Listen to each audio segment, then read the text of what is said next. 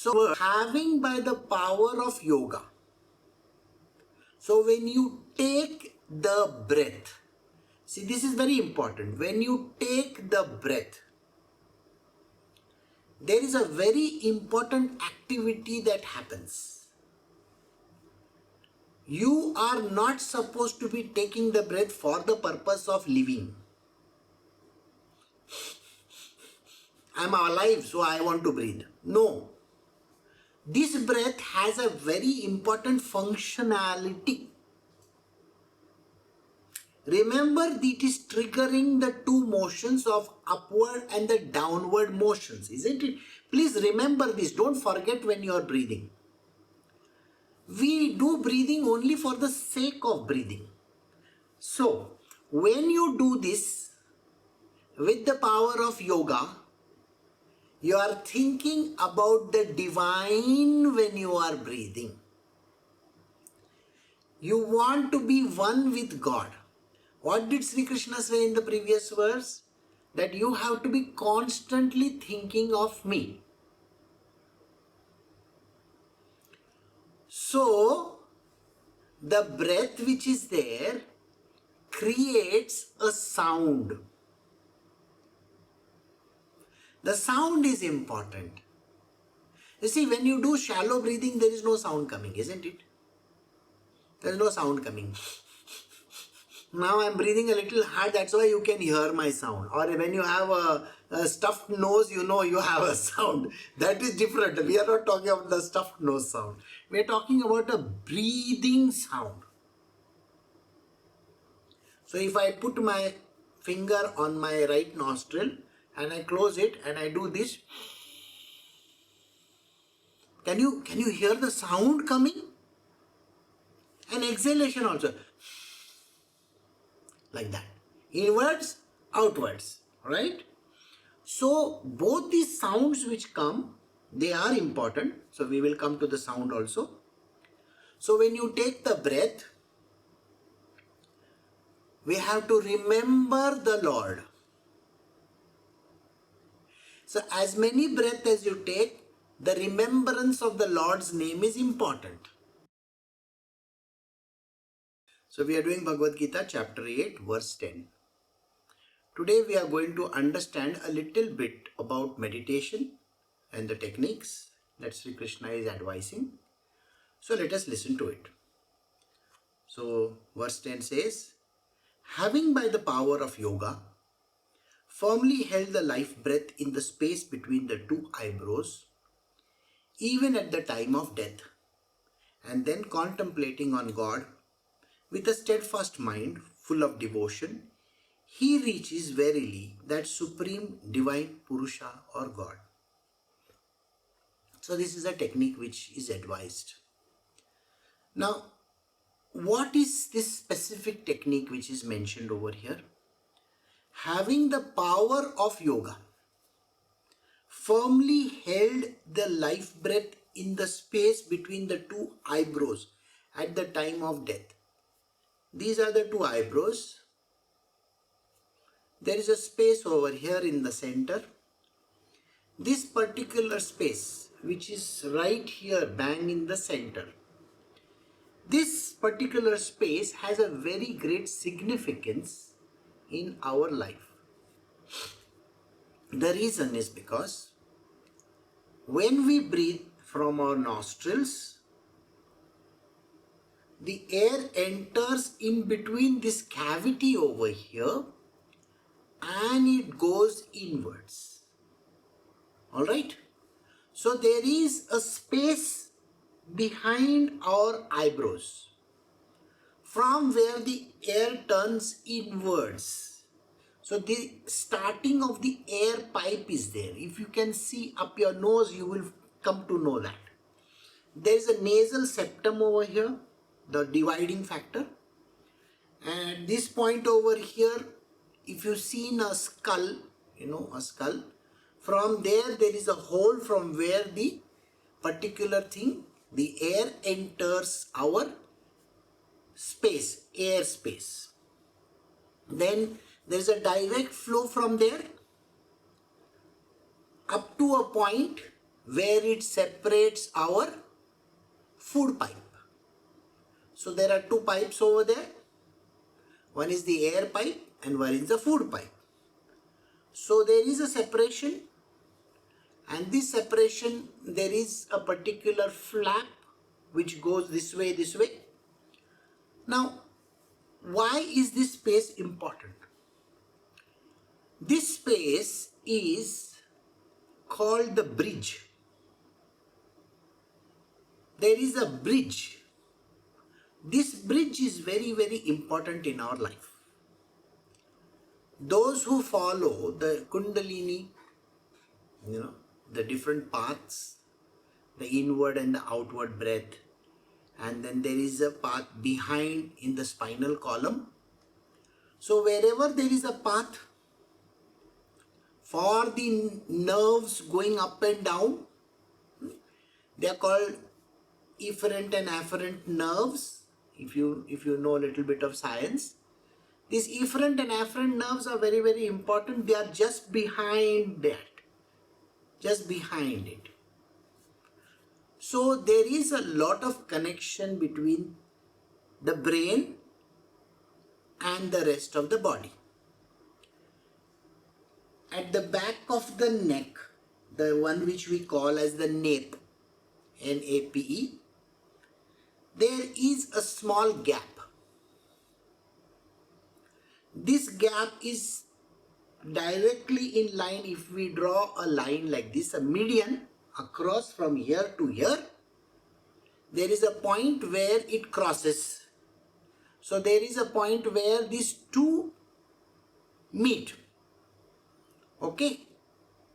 The air going inwards and the nerve endings. Got this? Now, as per the Shastras, there is up to the eyes, there is a connection of these nerves. And then there is the brain on top. So there is a gap in between. This gap is very, very important. Transcending the gap is extremely important. So what happens is when you take your air inwards, now see, I'm going very slow for you to understand. When you take your breath inwards, it turns downwards and it goes like this, below. It's not going to the brain, isn't it? It's not going to the brain. So when the air enters that particular point, it has to turn downwards, like this and like that. This downward path from the left nostril, this is your left nostril, it is called the path of the moon. Alright? The air goes inwards, it goes to the lungs. So the air goes to the lungs. But what we are breathing in is not just the air. It is the life-giving particle. So we say it's a life-giving particle which enters us. So we say it is called prana. Prana. So the prana enters through our left nostril, hits this point over here in between, then it turns downwards, the air goes up to the lungs. See, the air goes up to the lungs, but the prana is entering the nerves which are going downwards. Did you understand? Two things. The air going inwards is turning to the lungs, but the prana, the life force, is turning there and going downwards on the nerves not on the air path. Okay, got this understanding? Now, this is what we have to know. Why this is an important activity. So what happens?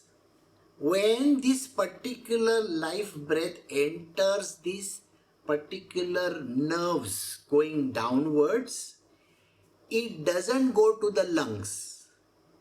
It goes to the base of the spinal column. The base of the spinal column is important. There rests a very important chakra, which is called the Mooladhara chakra or the base chakra. Now the base chakra is important for the purpose of our living. We have to live in this world.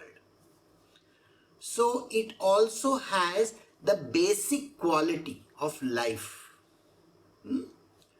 Now what happens to the air? The air enters the lungs, gives oxygen, collects carbon dioxide, and the air flows back out of the nose once again. Isn't that how it works? Sometimes we use mouth for breathing. It's a different thing, doesn't matter. So this is how it works. Got it? But the life force is not related to this. It has gone to the base of the spine. There it has to turn upwards. And then it comes up again. So it follows the outward channel now, going outwards. Now it has to come out along with that breath exhaled. So this exhalation turns the cycle inside. Alright? So just imagine there is a wheel at the base of our spine. There is a wheel. So when the charge comes from up through the nervous system, so the wheels turn. Okay? So it's a very simple process. The wheels are turning, and when the charge is depleted, it goes upwards, comes out from the right nostril. The right nostril. Alright? The air also is exhaled. Remember, you are breathing through both your nostrils, okay? No doubt about it. But the charge is exhaled through this one, the right one. The charge comes out through the right. This is expelled outwards. So this path which is upwards to the nose and exhaled out through the breath, this is called the sun path, the path of the sun. So downward is the path of the moon, upward is the path of the sun. Don't forget this, okay? So I hope you understood so far. See, this is anatomy and also an idea of how to understand what is being said over here. There are certain things which you need to know, the basic structures. That is why I am explaining. So having by the power of yoga, so when you take the breath, see, this is very important. When you take the breath, there is a very important activity that happens. You are not supposed to be taking the breath for the purpose of living. I am alive, so I want to breathe. No. This breath has a very important functionality.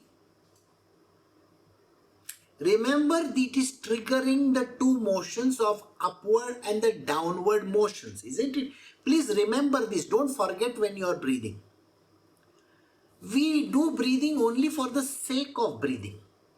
So, when you do this with the power of yoga, you are thinking about the divine when you are breathing. You want to be one with God. What did Sri Krishna say in the previous verse? That you have to be constantly thinking of me. So, the breath which is there creates a sound. The sound is important. You see, when you do shallow breathing, there is no sound coming, isn't it? There is no sound coming. Now I am breathing a little hard, that's why you can hear my sound. Or when you have a stuffed nose, you know you have a sound. That is different. We are not talking about the stuffed nose sound. We are talking about a breathing sound. So if I put my finger on my right nostril and I close it and I do this, can you hear the sound coming? And exhalation also. Like that. Inwards, outwards. Right? So both these sounds which come, they are important. So we will come to the sound also. So when you take the breath, we have to remember the Lord. So as many breaths as you take, the remembrance of the Lord's name is important. When you remember the Lord, Sri Krishna, then what happens is, these breaths which are there, they are charged. They are charged with the name. We will come to the name also very shortly. So he is going to describe that. So when the name is charged, okay, hum so hum are the two words that are important. So anyway, coming back to it, we have to contemplate on God while breathing. When you take the breath inwards and when you exhale outwards, think of God. And that has to be done with full devotion. You see, when you are angry, what do? Why, when a person gets angry with somebody in front, let us say there is a child in front and you are very angry with the child because the child might have gone and broken a very expensive thing. Maybe dropped your phone and cracked it or something very dangerous. Okay, you might be owning a very beautiful glass structure, painting or something like that, and he has dropped it and broken it into two. Or maybe he smashed the TV. You understand what happens to you? You get very angry. Like that, And at that time, your breath becomes very shallow. Your dryness in your mouth comes about. And you start spewing. What is it? Like that kind of. So when you do this, what happens to you? You are focused only on that one thing.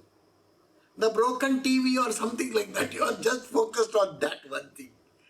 So Sri Krishna says, when you take your breath, please focus on me only. Don't focus on anything else.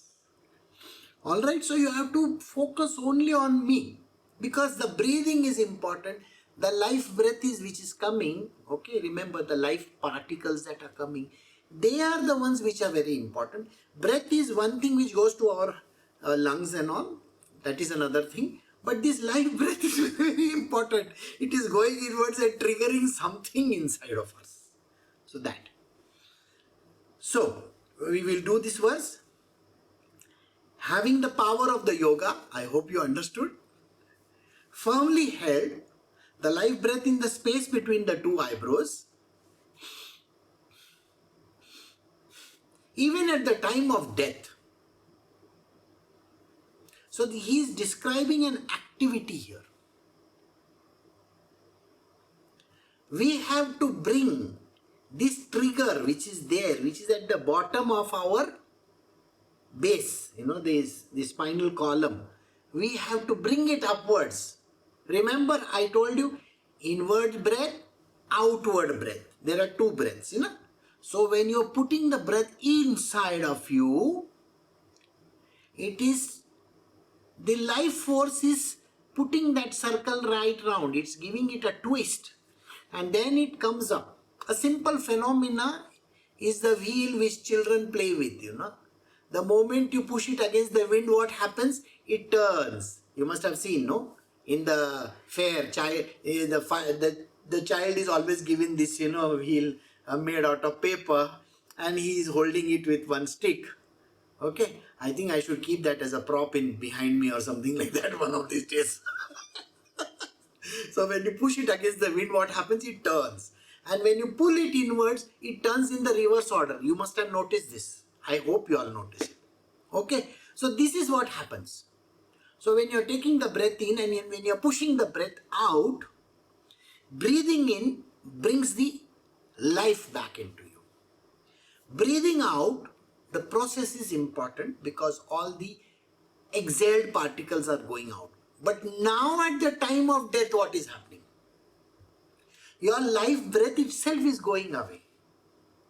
Isn't it going away? You're going to stop breathing. When you're about to die, what is going to happen? Your breath is going to stop there only. So Sri Krishna says, when you're going to stop this process of breathing,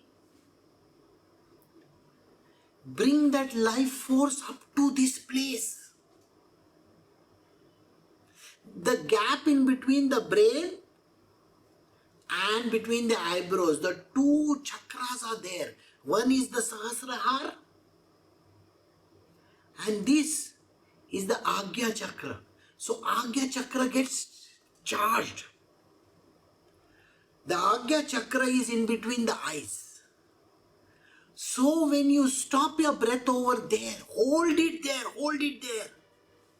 With your two eyes, you will be able to see me. Imagine that.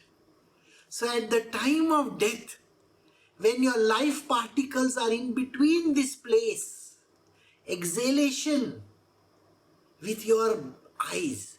These are our natural eyes. They are anyway going to close. But the eyes which are connected to the Agya chakra, you will be able to see this divine Lord yourself. So, he reaches verily the supreme divine Purusha, God. The space in between. I told you, no, there is one space in between, which is a gap. So, between the Sahasrahar and the Agya chakra, there is a gap there.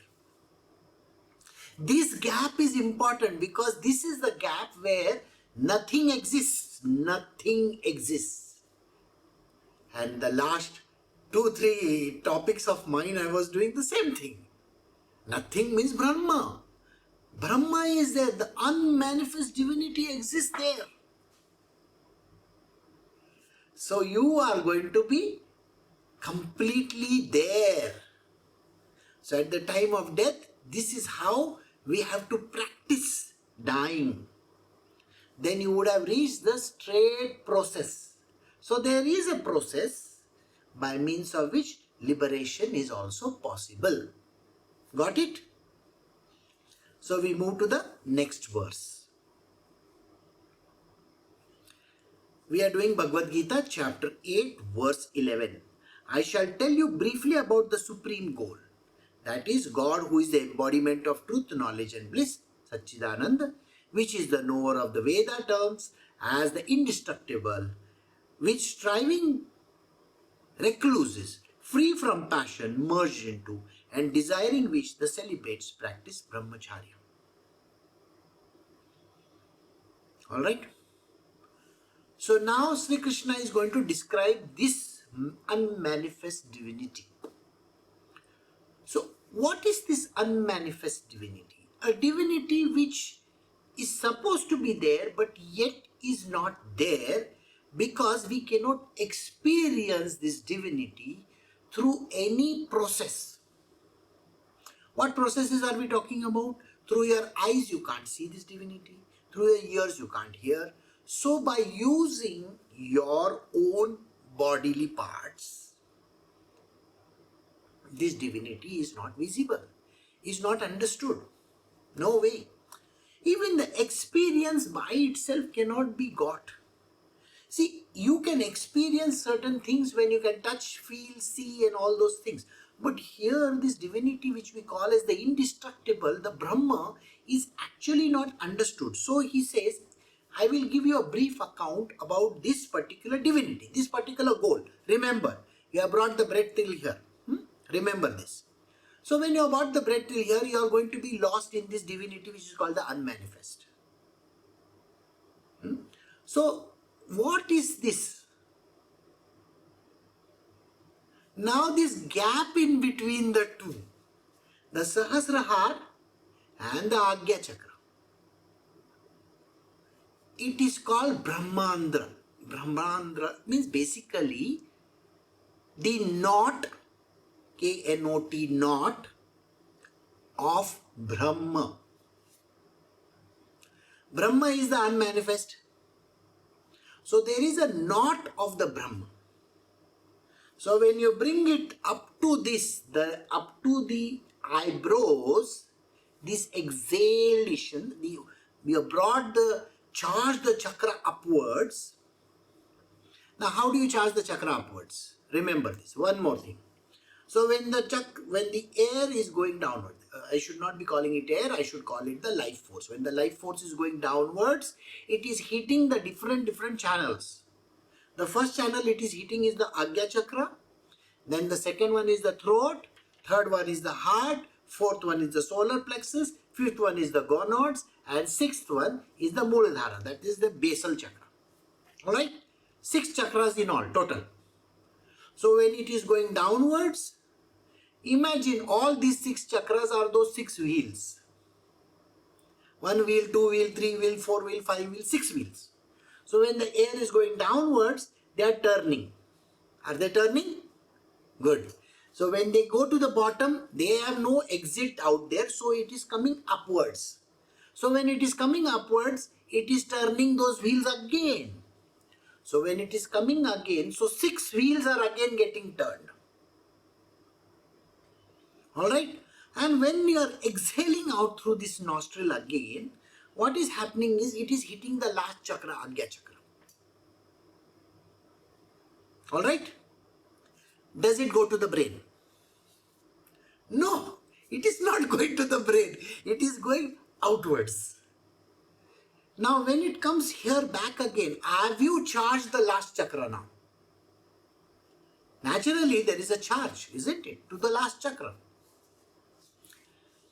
Now when it charges the last chakra, between the last chakra, over here the 6th one, and the 7th one, which is the Sahasrahar, the ultimate one, I told you there is a gap. This is called the Brahmandra. Okay, that particular gap is there. Now this knot has to be unknotted. Remove the knot. The knot has to be removed. So at the time of death, if you were to remove this knot, okay, untie the knot, then the entry of this life force is very easy in the last chakra, into the head. And then you have it straight away, you have reached the place where you don't have to ever come back again. These are practices, okay? These are very beautiful practices which I have explained in today's session in a very systematic manner. I sincerely wish that I have somebody who can create this kind of a video which will, give an idea exactly what happens. Now you understand, no? I have put it in words, but if we were to make a video of this, then people will understand it much better. Visual effects are very good then. So now let us see what he says. Now we have to understand what is this Brahma. So the Brahma, which is called the Satchidananda, there it is nothing but truth, knowledge and bliss. Sat Chit Ananda. You have reached the state of Satchidananda. The Veda calls it indestructible, that which cannot be destroyed. So you will become eternal. Once you go into eternity, you have become eternal. And striving recluses, those who really work very, very hard. There are these Swamijis, there are these Panditjis who really put in a lot of effort, sannyasis and all. They try really very hard trying to merge with this indestructible. So, and then there are celibates. Celibates is the one who has given up on all kinds of material worldly stuff. They are celibates. So the celibates practice brahmacharya. Brahmacharya. Alright? See, these are all related words. So these people practice brahmacharya. If they do this activity, they will also be able to reach this ultimate destination. Alright? Now, we have come to the end of verse 11. So we will stop over here.